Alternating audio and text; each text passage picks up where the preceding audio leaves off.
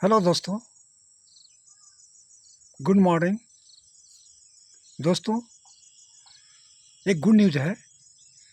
गोपाल मिश्रा जी ने 15 दिसंबर को एक लेटर जारी करेगा सेक्रेटरी को और डीओपीटी को।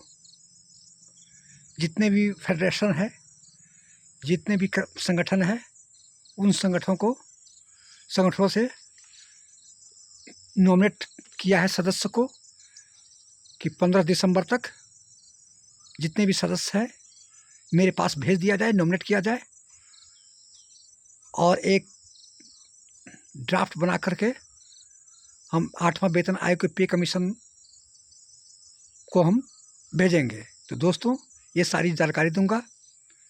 प्लीज़ आप मेरे चैनल पर बने रहे। यदि अच्छा लगा तो लाइक कीजिएगा और चैनल को सब्सक्राइब कीजिएगा। तो दोस्तों, मैं शुरू करने जा रहा हूँ। श्री गोपाल मिश्रा जी ने 15 सूत्रियों का मांग TOR में शामिल करने के लिए बोला है। पे कमीशन को लेटर जारी करेगा। जितने भी फेडरेशन है, AIRF है, जितने भी और तमाम जो संगठन है, सभी से सदस्य नॉमिनेट करने के लिए बोला है, ड्राफ्ट देने के लिए बोला है। फिर गोपाल मिश्रा जी एक ड्राफ्ट बना करके पे कमीशन वेतन आयोग को देगा, DOP को भी देगा और सेक्रेटरी को भी देगा और वेतन आयोग को भी देगा, जो TOR में शामिल करेगा और उस पर काम रूपरेखा तैयार होगा और 8वां वेतन आयोग पर जारी रहेगा काम। तो दोस्तों, शुरू करने जा रहा हूँ। क्या क्या मांग है, क्या क्या डिमांड है श्री गोपाल मिश्रा जी का। फर्स्ट है वेतनमान में संशोधन।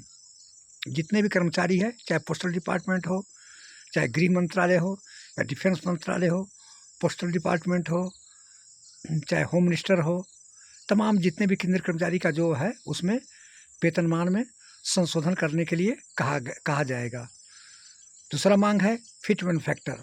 फिटमेंट फैक्टर आपको 2.86 से कम नहीं लिया जाएगा।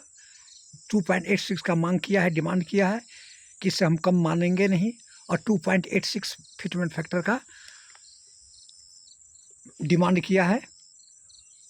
तीसरा है आपको जितने भी मिनिमम पे, चाहे फैमिली पेंशन हो, सबको मिनिमम पे दिया जाए और नया वेतन जो ढांचा, नया पे कमीशन होगा 1 जनवरी 2026 से लागू किया जाए। क्योंकि TOR में मेंशन नहीं किया गया है, TOR में शामिल नहीं किया गया है कि कब से लागू होगा 8वां वेतन आयोग, लेकिन इसमें गोपाल मिश्रा जी का डिमांड है कि हमको 1 जनवरी 2026 से 8वां वेतन आयोग का एरियर दिया जाए, जितने भी अलाउंस भी है उसका भी एरियर दिया जाए दोस्तों। और आपको पे लेवल को अपग्रेड किया जाए। पे लेवल है जो 1 से लेके 6 तक है, 1 से लेके 2 में किया जाए, 2 का 3 में किया जाए, 4 को 5 को 5 को 6 में किया जाए, अपग्रेड किया जाए और अपग्रेड का वेतनमान दिया जाए। दूसरा है प्रमोशन का। जो अभी 7वां वेतन आयोग में 3 प्रमोशन है, 8, 16 और 24 पर है, लेकिन इसमें 8वां वेतन आयोग में प्रमोशन 5 का डिमांड किया है। ठीक, अब सरकार जितने पर दे, लेकिन 5 प्रमोशन का पूरे सर्विस पीरियड में 5 प्रमोशन दिया जाए। इसके बाद दिया है DA और DR को बेसिक पे में मर्ज किया जाए। हालांकि आपको संसद में वित्त राज्य मंत्री को पंकज चौधरी ने साफ स्पष्ट में मना कर दिया है, स्पष्ट शब्दों में, कि DA और DR को मर्ज नहीं किया जाएगा।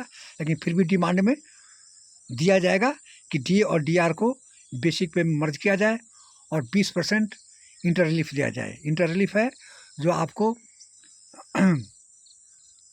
अभी कम से कम 2 साल का वक्त लगेगा। 18 महीना का डेडलाइन दिया है, फिर 5-6 महीना सरकार लगाएगी। तो 20% का जब तक वेतन आयोग रिपोर्ट नहीं देती है तब तक 20% का इंटर रिलीफ दिया जाए। और इंटर रिलीफ का जायज़ मांग है। इतनी महंगाई में कम से कम इंटर रिलीफ देने का अच्छी मांग किया है। इसके बाद दिया है पेंशन में सुधार।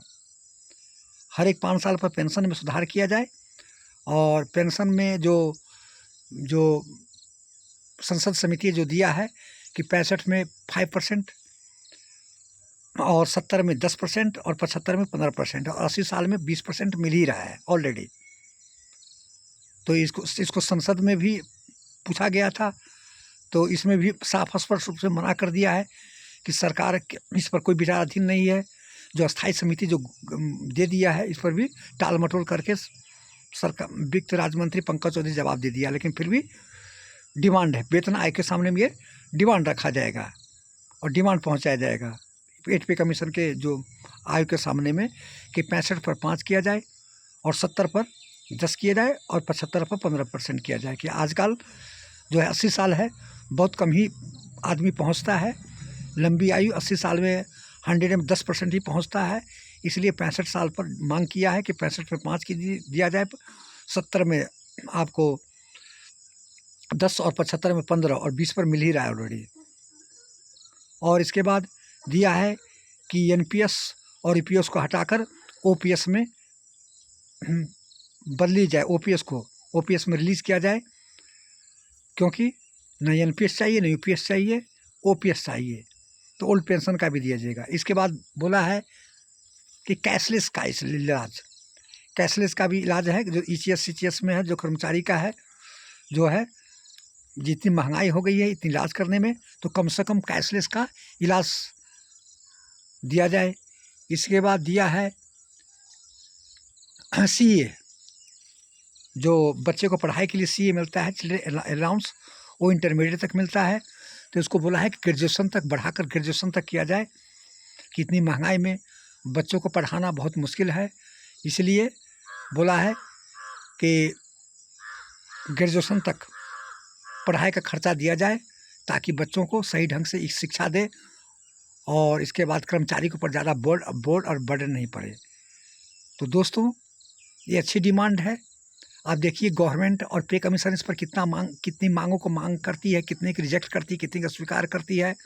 और सबसे बड़ी डिमांड है कि 2.86 का डिमांड कर रहा है। यदि 2.86 का यदि दे देता है तो सोने में सुहागा हो जाएगा। जितने भी सरकारी है, फैमिली पेंशनर्स है, पेंशनर, सभी को अच्छी पे और तनख्वाह बढ़ जाएगी। 2.6 आजकल कितनी महंगाई में 2.86 फिटमेंट फैक्टर होनी चाहिए। तो ये सब अच्छी जायज़ मांग है। और इस पर देखिए ये जितने भी 15 मांग है वो टीओआर में शामिल करने के लिए बोला है। और यदि टीओआर में यदि शामिल कर लेगा सरकार, इस यदि मान लेती है तो बहुत अच्छी हो जाएगी। सरकार की जितने भी कर्मचारी है, जितने भी पेंशनर है, सबको अच्छी तनख्वाह मिलेगी और 8वां वेतन आयोग से ये सारे लाभ होगा और पे लेवल को मर्ज कर देगा, अपग्रेड कर देगा। तो उसमें भी अच्छी खासी वेतन होगा, प्रमोशन का भी दिया है। तो दोस्तों ये सारी डिमांड था, ये सारी है। कैसा लगा? यदि अच्छा लगा तो लाइक कीजिएगा, अपने दोस्तों के साथ शेयर कीजिएगा और चैनल को सब्सक्राइब कीजिएगा। जय हिंद, जय भारत।